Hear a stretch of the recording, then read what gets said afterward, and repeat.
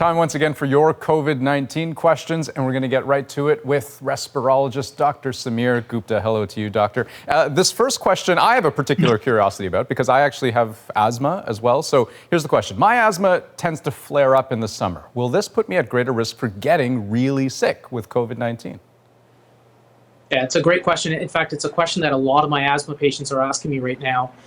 The reason it's a concern is that viral infections are a very typical trigger for asthma.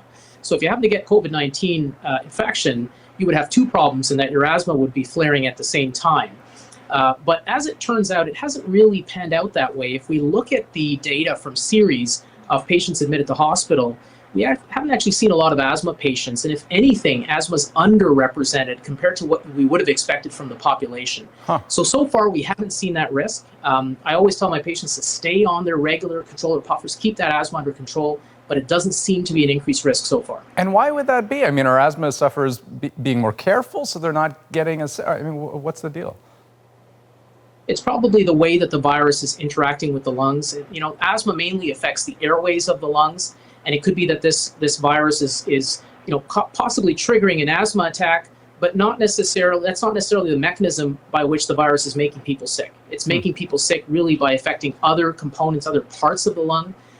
So people with chronic lung diseases, certainly we are seeing a higher risk, but not so much an airway disease like asthma, which often the lung function is preserved in many people. Okay, I like this next question. As a music teacher, can I still sing as usual, or should I wear a mask? Well, you can sing if you're doing your class by video conference. But seriously, in terms of singing, it's very interesting, but I would consider that a high-risk activity. We talk about a typical sort of 2-meter distance to prevent most droplet spread, but it might need to be further for singing. There was a case cluster reported very early in this pandemic of a bunch of people who had participated in a choir practice. And they were physically distanced, but a whole bunch of them got COVID-19. And the question arose as to whether particularly professional singers might be able to project those droplets further, or maybe even aerosolize those droplets or get them into those micro droplets that can hang around in the air. So we don't have the answer to that, but overall I would consider singing to be a high-risk activity. And if possible, that person should wear a mask. Okay, very good to know. Dr. Gupta, thanks so much for taking the time, as usual. Thank you. And hey, if you've got COVID-19 questions, I know you do, send them to us. We'll put them to the experts. You can message us directly on Instagram at CBC The National, or send us an email at covid@cbc.ca.